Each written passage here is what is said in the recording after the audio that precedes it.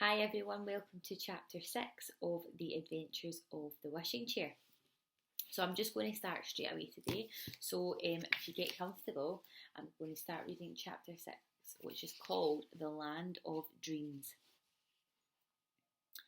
Molly, Peter, come quickly. The chair is growing its wings again, whispered Chinky, peeping in at the dining room table.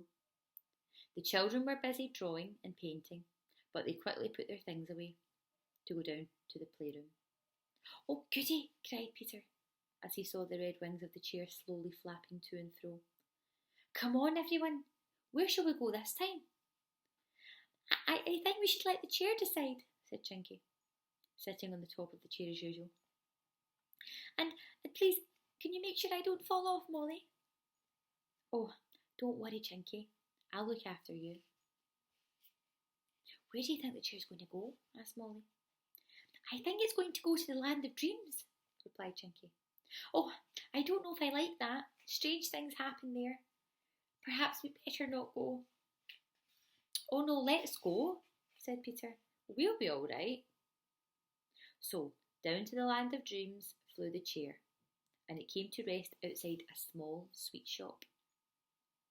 Peter felt in his pocket and found a penny there. I'll buy some toffee, he cried.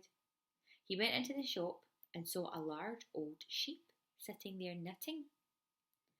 He stared at her in surprise and then asked for some toffee. She gave him some in a bag and he ran outside again. He opened the bag and offered some toffee to Molly and Chinky the Pixie. But when they tried to take some, they found the bag was full of green peas. No toffee. How strange. I told you strange things happened here, said Chinky. Come on, let's carry the chair in case it runs away or something. He turned to pick it up and gave a shout. The chair had turned into a little dog, and its red wings were now red ribbons around the dog's neck. I say, look at that. What are we going to do now? They all stared at the dog, which wagged its tail. Suddenly, there came an angry shout behind them. Spot! Spot! Come here! The children turned and saw a clown running down the road, calling out to the dog. Quick! We must run off with the dog before the clown gets it, said Chinky. It might change back into a chair and we can't let anyone have our magic chair. He caught up with the surprised dog and the three of them raced down the street at top speed. I'm just going to stop there quickly and show you this picture on this page. And here we can see what's happening in this part of the story. You can see here I've got Molly and Peter and Chinky the Pixie chasing what's the chair, which is now a dog with a red ribbon. And you see the clown chasing them down the street. That might help you to think about what the characters look like. Stop, thief, stop! Shouted the clown as he ran after them. He caught up with them and took a hold of Chinky. To the children's amazement, the clown then turned into a policeman. I arrest you for stealing a dog, said the policeman. Chinky stared at him, but Molly cried out, What do you mean? Policeman, we don't have a dog. And sure enough, the dog had now changed into a yellow duck. There it was, underneath Chinky's arm, quacking away, was a yellow duck. The policeman stared at it, looked very blue, and then suddenly said, Huh?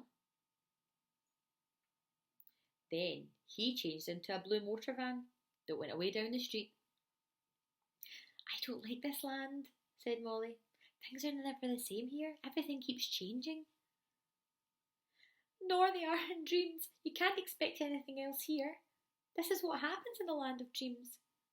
I didn't want to come here. I say, will one of you carry this duck? It's so heavy. So he handed the duck to Peter, a great yellow bird. But even as Peter took it, something else strange happened. The bird's beak, legs and tail all disappeared, and all that was left was a great pile of yellow stuff that slithered about Peter's hands. "Oh," he cried, "it's cold. It's ice cream. I can't hold that." You must," shouted Chinky, and he and Molly did their best to hold the slippery mass together. But it was no good. It just slithered to the ground and began to melt. "Oh, there goes our chair," said Chinky. "It looks as if we're here forever now.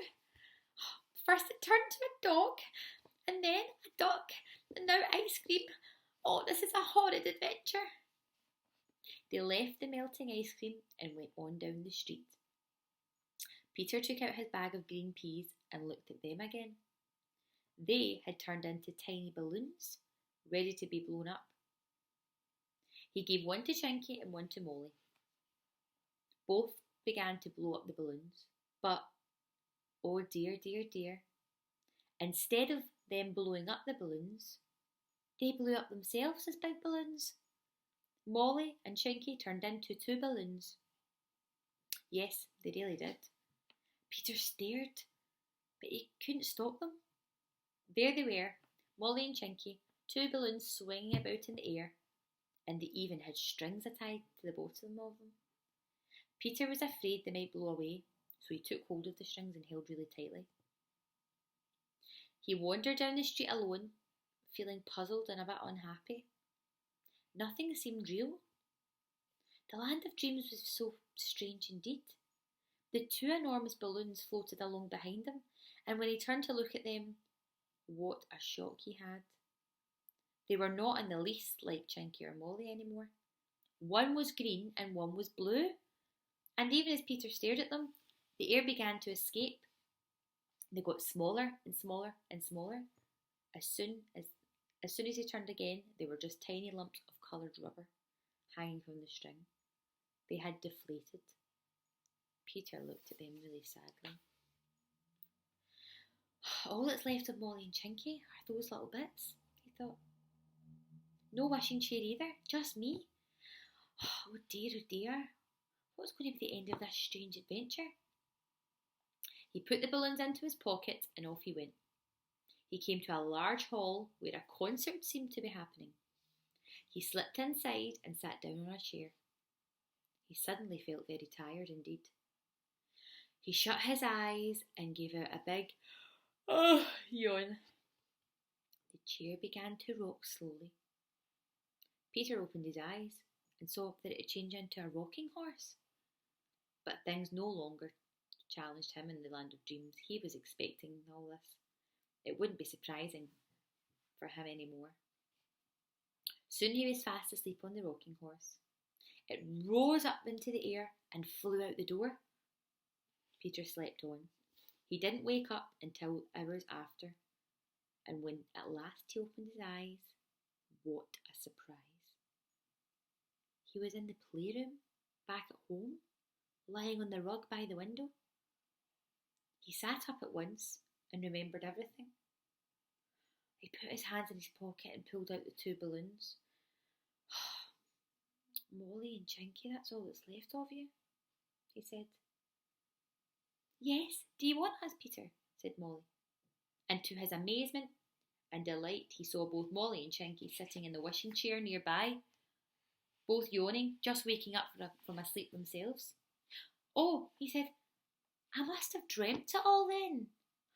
Oh, listen, you 2, I had such a funny dream. I went to the land of dreams and—" Yes, said Chinky. "We've all been there. It was a real adventure. I don't want to go there again. Oh, it was a horrid feeling turning into a balloon. It was a good thing you put us in your pocket, Peter." "Wait, was it a real adventure then?" cried Peter in amazement. "As real as adventures ever get in the land of dreams," said Chinky. "Now, why don't we have some real toffee that won't turn into green peas or balloons? We deserve a treat after that horrid adventure." And that's the end of chapter 6. So, the land of dreams. So it seemed like everything was changing in the land of dreams. And then at the end there, we saw that Peter woke up, and so did Molly and Chinky the pixie from their sleep. So my question is, do you think that they really went to the land of dreams?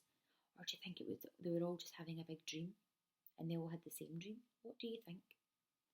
And can you tell me any fun or amazing dream that you've ever had? Has anything ever strange ever happened in your dream when you've been sleeping? Let me know. Okay, have a lovely day and I'll see you for chapter 7. Bye.